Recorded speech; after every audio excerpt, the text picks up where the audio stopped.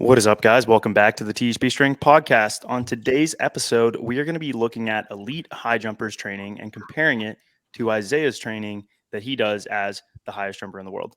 What's up? My name is John Evans. I coach the highest jumper in the world, Isaiah Rivera, and this is down here, Austin Burke. Austin has a 43 to 48 inch vertical. Who knows 43, on the my day? ass. I had 43 when I was in 6th grade. See, exactly. We don't know what his vertical is. It could be anything any given day. Today it's 45. All right. So I will open up a tab, and background on this, I was formerly I wouldn't even say formally. I would say I still kind of am a track connoisseur. Most people don't know this, but I coached at Duke, and prior to that was at Altus. Prior to that, worked with my mentor Mike, who was at LSU. So I love track and field. It's probably one of my favorite things in the whole world, and high jump is absolutely fascinating. I've been coaching a handful of high jumpers for a couple years and online, usually in the off season. But yeah, I've been able to stay involved with the sport. I myself love it. If I had better hip mobility, I'd probably still do it. Some days I still think about just going back out there and jumping. It's always fun. Isaiah, what's your experience with it? High jump? Very, very fun. Very fun, very limited. What did you jump off your non-dominant leg the other week? 6'3". You hit 6'3" off your non-dominant leg after how many years? That was 7 years since I did it. Do you think off two? What do you think after doing it off one? What do you think off two you could have got? Really high. I think I could get mid sevens. I'm not gonna lie. After watching Mason, though, did it change your perspective? No. I still think I could pull something off like that.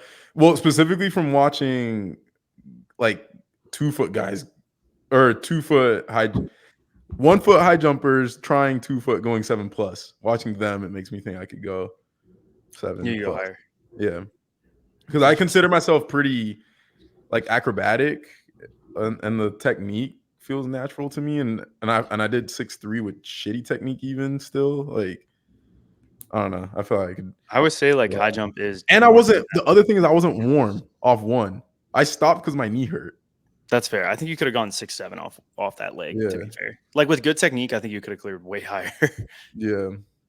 So yeah, I think like 7, mid. Austin, what about you? What's your lens on high jump right now?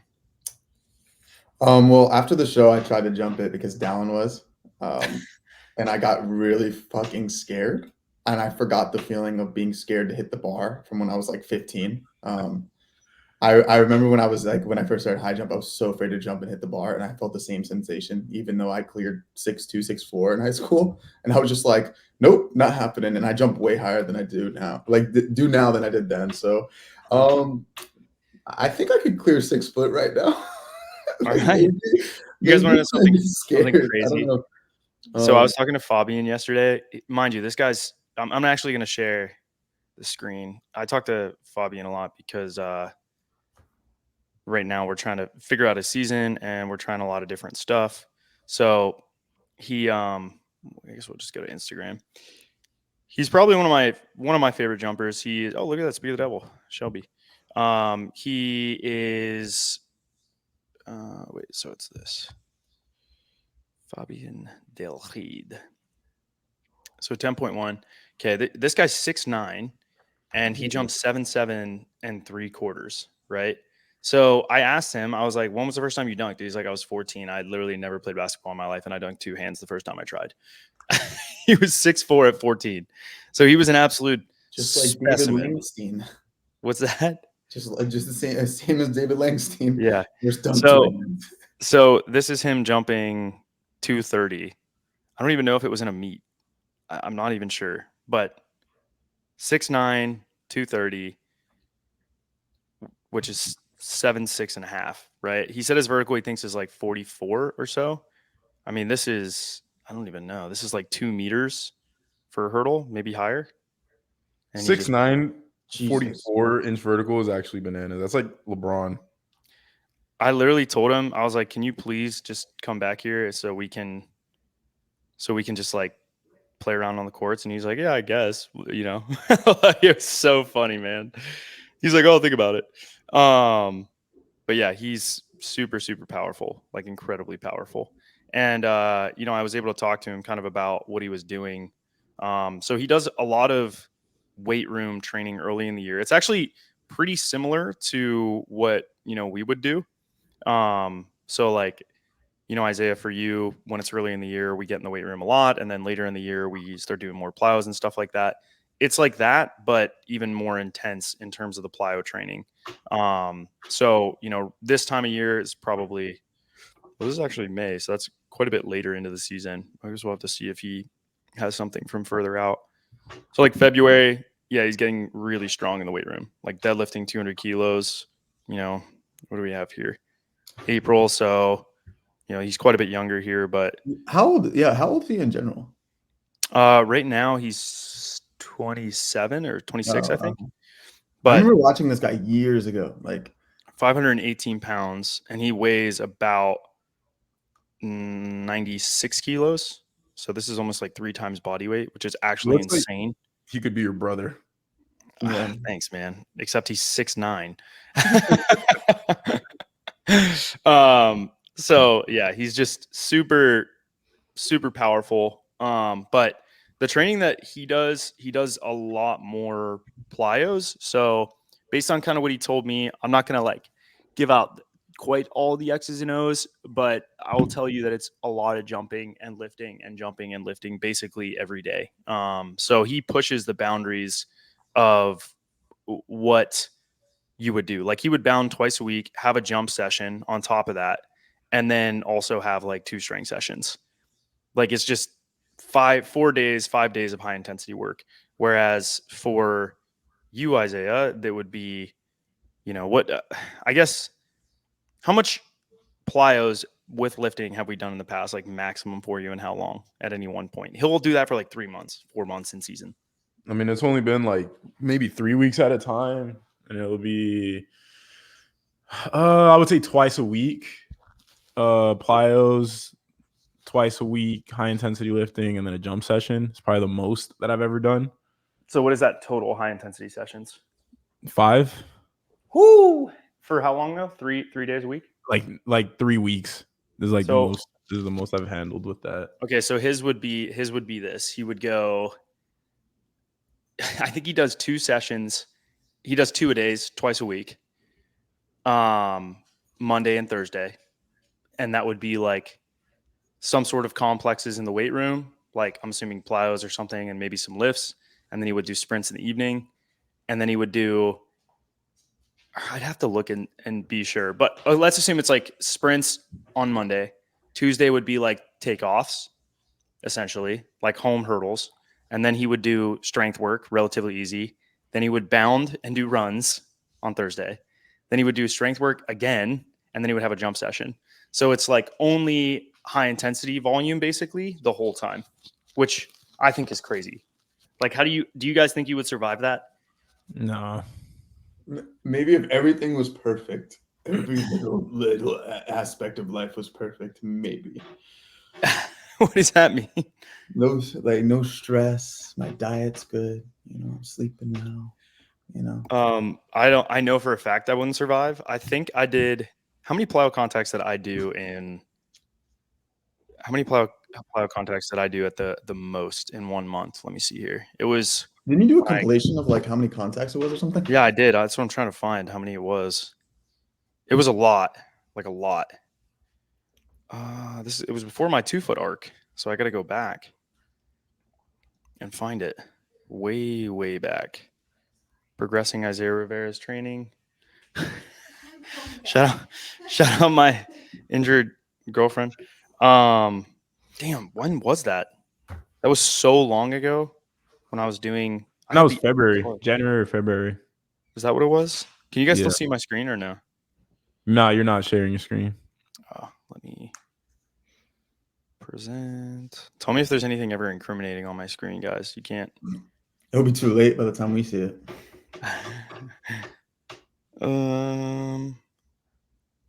So where are we at here? So this is like one of the last jump sessions, right? Yeah. Hunter was That was here. 5 It should months be ago. like somewhere near there. It should be right around There it here, is. right? Go down. Oh, there Oh. we go. I mean, to the left. We're good at now. me. My ass cheeks. Fine now. This is actually insane to look at how many. I included every single contact in February. It was You know what you so could have many titled plyos. this, and it maybe could have done well, or if you like redid this and talked about it, and just probably say, should. "I jumped 1,000 times in a month. Here are the results," and then just talk about what happened. How shitty it went. But Yeah. anyways, here is the. Jesus. Let's go through the total contacts here. 1,200. So total 500 hard ones. February total hard contacts was 400 with dunk attempts 1,200, 500 hard contacts, 1,200 total contacts. Bro, you just And getting PTSD, man. let's go over the results of this, because I feel like people don't know this, but like my vertical plummeted so freaking hard from that. And then I thought that it would come back up. I was like really convinced. I was like, it'll surely it'll come back up. You know what I mean? Did not. Like truly did not. I basically stayed depressed, and then I wasn't able all the way through. I think it was like a month, or it was like 8 weeks. I tried to get it to bounce back, and it just did not. It would not.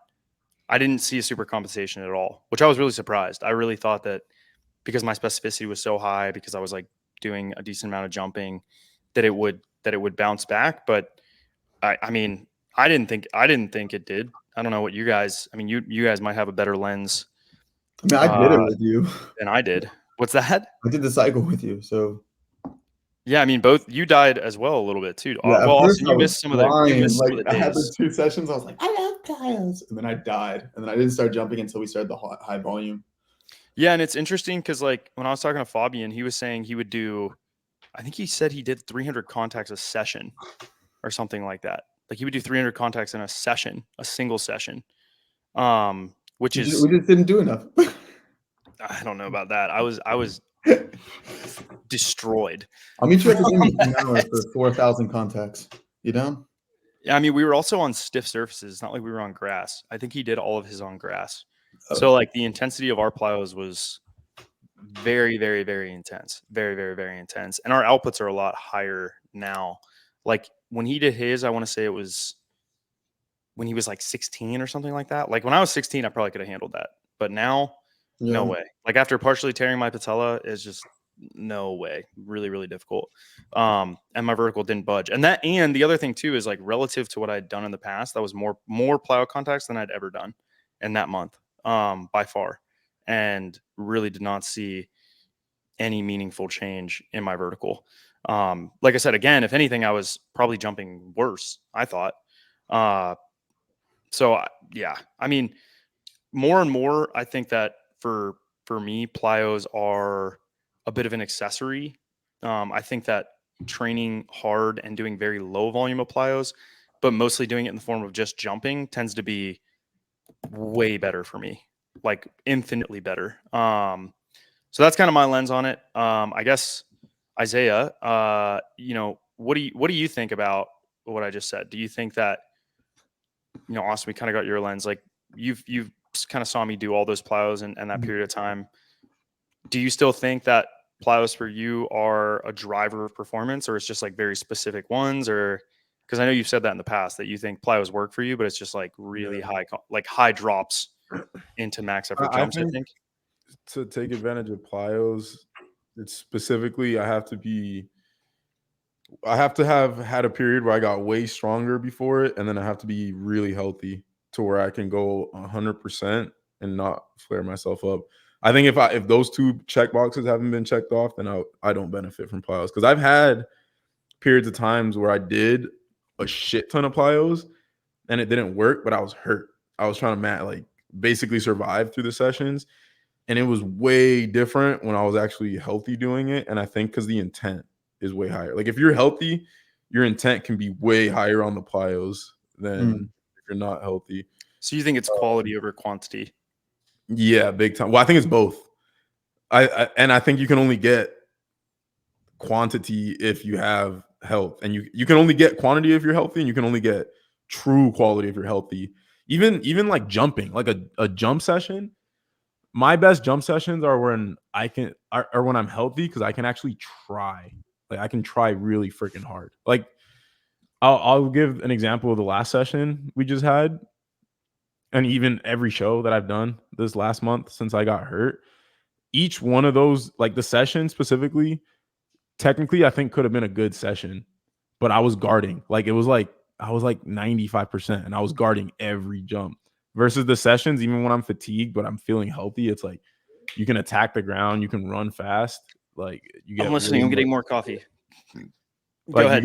you get way more benefit out of it. And I think plyos are the same way. Like I think it's kind of a waste of time to try to do plyos if you're thinking about injuries versus like this last, like when I did plyos this last year, like I wasn't really thinking about injuries that much. Like I could like actually try, and I just feel like I got way more out of it than previous times. You're saying when we did the drops? Yeah, yeah. Well, That's not- The December plyos was like Yeah. the big one where we did Like plyos. when we during the dropped off whole like the 60-inch box. yeah. Oh Well, no, even you're talking before that, about because actually we did it. before that, right before that. Yeah, we did it in December, and then we did it in February or January, I think. But yeah, I got way more out of it, and I can only imagine. Even then, I was managing injuries a little bit, and like if that hadn't been a worry at all, I feel like even more I could have got stuff out of it. Yeah, that's actually super interesting. Austin, what about you? I honestly agree with Isaiah, because I was thinking about, like, in the past, like, you know how I always talk about jumping more makes me feel better and this and that, but like what happened this year when I started jumping more? Right? I think honestly just not being able to complete them too. I don't know. You It's a think stability that and mental block. you guys, so all of us are kind of in the mindset of, I feel like we all kind of have experienced the same thing where it's like, yeah, it's awesome, it's great if you can do it at a high intensity and not get hurt and frequently, but that's a pipe dream for most like people that are jumpers, because either we have pre-existing things going on, or like the training leading up to that has to be so careful to get to that point, and it's just a difficult balance. It's very tough to have that much high quality volume, not get hurt, and still improve over time. I mean, that's kind of what it's always come back to. I know Mike used to always say like less is more with plyos. His big thing was like, don't do them really at all, and when you do them, they have to be incredibly sharp, incredibly high quality, and very, very low volume. Like we're talking maybe a total of 15 contacts, but like truly max effort. Like if we did depth jumps, he would program like what's called brick top is what he called it. He'd program it by like 5 sets. That'd be it. And it would be like 4 different plyos and maybe 5 sets. And brick top in total was like drop jump to broad jump, or like depth jump into a broad jump, depth jump over a hurdle, and then it was depth jump onto a box, off the box, over a hurdle, and then that again, but over into a broad jump. So like you're really getting 1, 2, 3, 4, 5, 6, and by 5. So total max we would do is 30 contacts in a session. But those are like truly, truly max intensity. And we didn't go crazy high with the boxes. Like when I did it with him, I think the highest I might have went was 30 inches, maybe, with it, like max with him.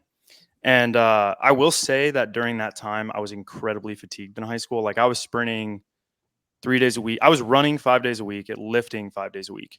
But 3 of the days were hard, 2 of the days were general work. And I was crushed, like destroyed all the time. And then when I backed off, I felt really, really good. But in general, I just felt so flat much of the time, like a lot of the time. And then as I kind of got older, there was a period of time where I was high jumping twice a week for like 2 hours, and really just like feel good lifting around that. That's actually when I started to get pretty bad knee pain, but I just more or less managed it and jumped through it. But I was streaky. Like some days would be great, some days would suck, and it was kind of random. Most of the days sucked though. If I had adrenaline, it would probably be good, but by and large, really wasn't good.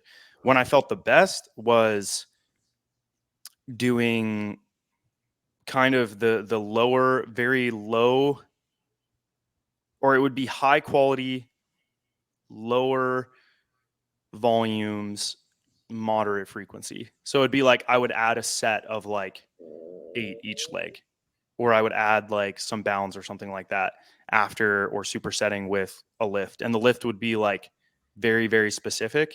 That shit would fry me, but I do think that it was high risk, high reward at the time. And then I didn't jump very high even a month after, even 2 weeks after I did a 2-week deload from that, and I jumped like shit. And then my vertical was like kind of shitty for a while, and I went back to strength work, and then it just popped off like higher than it's ever been. So I think that I do kind of, after compiling all the information, think that when you compare a lot of high jumpers training, they do a lot of plyo contacts growing up, especially in Europe.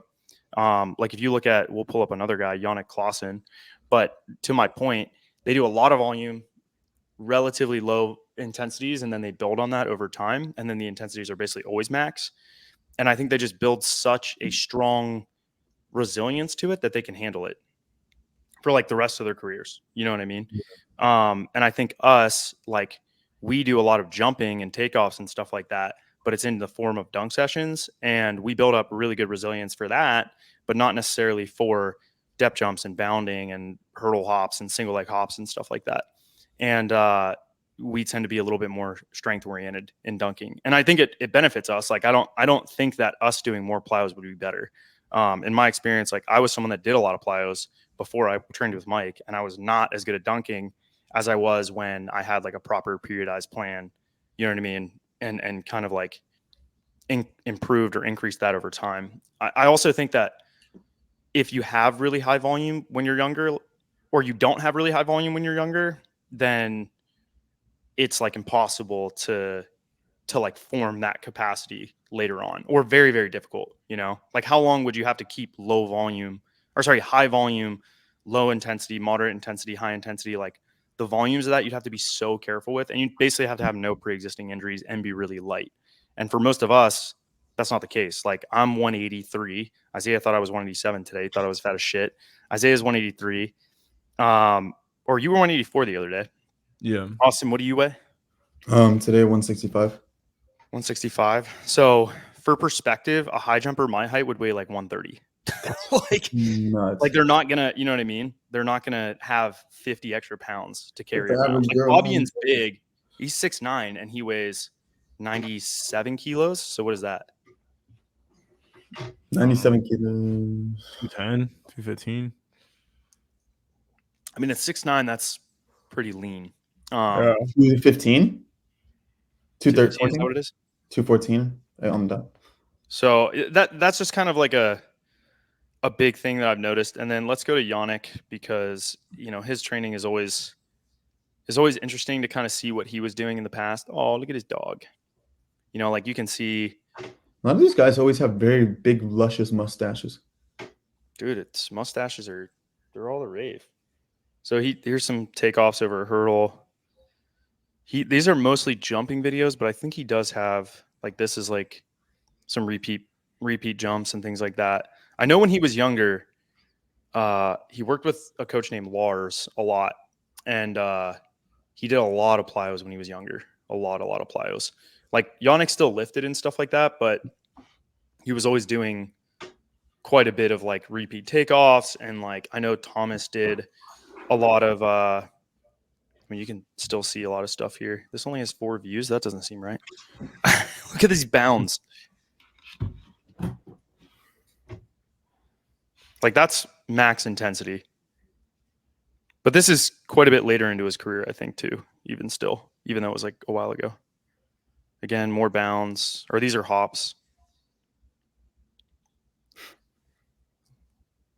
Looks like, I don't know what this is, like hop into alternate leg poundings.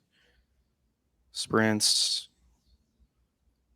There's like most of the stuff he posted was plyos. Like even this is kind of, you guys will get some perspective for his elasticity. Look at this. Look at the takeoff strategy. Jesus Christ. Isn't that crazy? With the dab. Here's some more. I thought that was a video, but I guess not. repeat hops. I mean, this is August, so this would be around now. Most guys are done with the season. I guess this would have been like right in the middle of the competitive phase. Let's see what else. Here's some plyos, like actual plyos in June. So through the summer, he's really specific. So this would be like Isaiah. It's probably somewhat similar to your competitive season, Isaiah, for Yeah. perspective. So this is high velocity, counter movement snatch. I don't know how fast that is. Let's see what else we can garner from here. This is March. So this is probably when that's still really specific, but that's before indoor.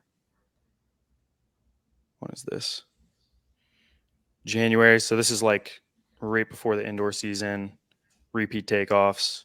But I mean, they do a lot of plyos most of the year, it looks like. He dealt with a lot of injuries and stuff like that. So seeing that, I mean, most of that stuff is, I'm assuming, similar though. Like I can't fathom he's doing very much volume of that. Like maybe 3 to 4 of those like repeat bounds or like some of the depth jumps and stuff. So maybe it's somewhat similar there, but I know earlier in the year they're doing much higher frequencies and much higher volumes of lower intensity plyos. And then they drop the volumes, increase the intensities, and drop the frequencies, which makes sense. So I think big takeaway is like, I mean, those guys still lift. They're still strong. But I feel like it's almost more like genetic and they rely on their tendon stiffness and stuff like that. Like most of those guys go off a hang. They don't really pull from the floor super often. Fabian's a little bit different because he's a power jumper. And then they have really intense short bouts of plyos intermittently outside of their takeoff sessions. Fabian was different though. He just ate up volume. I don't know what Mutaz does though. I know Guy and Marco does a decent amount of plyos and stuff like that. I'm pretty sure Patrick Pilley, who coached Shelby McEwen, he like keeps volumes insanely low, like crazy low. Even like Jordy Wessner, he used to get coached by Patrick, and I think he said like they would come in and like do some approaches and then just leave. Like that would be it. Or they would like do like 10 hurdle hops and some quarter squats, and that would be it. So I don't know. What's your lens on that? The low volume, super low volume, super high quality. I have no idea. I'm sorry. I'm like dying right now. Are you good? Yeah. I'm hungry and tired. Oh my God. I mean, this is my patch. And Isaiah's like, I don't give a fuck about high jump and plyos. Yeah. I just think in conclusion, I think that I don't think it would work for you. I think that you would need to keep quite a bit of the strength work in, and you would have to do like regular takeoff sessions. Austin, for you, I think you would get hurt actually, I don't know.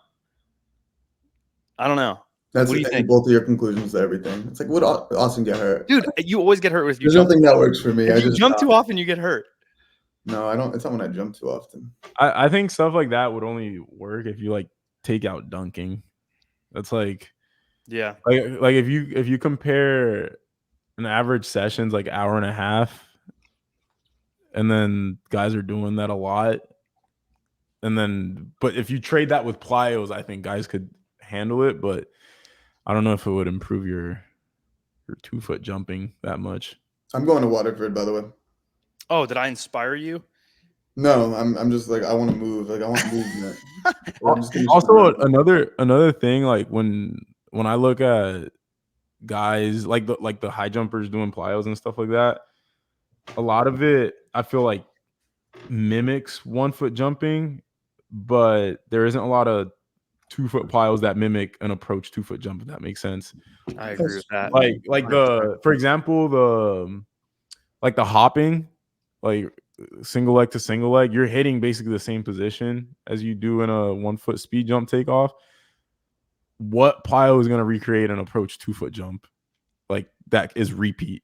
Dude, here's the other thing too, is like I was watching Dallin the other day and I was like, you're so lean forward in dunks off power jumping, like on good jumps. Like, did you see the dunk he posted yesterday or shared on his story? No. It was the slingshot from like 2022 or something like that, or 2021, and his head was like above. Oh the rim yeah. Yeah. I like, did see that. I was looking at that because I was playing around with that, my torso position too. And I was like, we're not nearly as vertical and upright as high jumpers. Like, have you ever Yeah. noticed that? We'll cover that a different day, but I know Yeah. Isaiah needs food. He needs cereal. Go get some cereal, Isaiah. You need some cereal. Yeah. No, I'm Um, good. We can finish it off. But all right. Anyways, all right. Well, we'll cover that a different day. We'll cover positioning for 1 foot, but it's just different. I think that the torso angle is different on the lead-in steps. It's like it's not even a short approach. Like you couldn't get away with short approach high jumping in the positions you get away with in dunking. It's just not the same. So, anyways, that's the video, guys. In short, high jumpers have a lot more plyo volume. Strength work tends to be in that quarter squat position, maybe half squat position. Fabian was the deepest squatting we really saw. I didn't see too much outside of that. I know that those guys maybe deep squat once 1 month of the year, give or take. Same thing's true for sprinters and stuff like that when I talk to some of the other Danish sprinters. But yeah, that's the video, guys. I hope you garnered something from this, or at least it was a little bit insightful into the highest jumpers in the world off 1 foot outside of dunkers. And if you guys did learn anything, leave it in the comment section below. If you have questions, also leave it in the comment section below. But yeah, that's the video. If you guys are looking for coaching, go to teachmestrength.com and sign up. Otherwise, we will see you guys on Monday. See you, boys and girls. Is it Friday?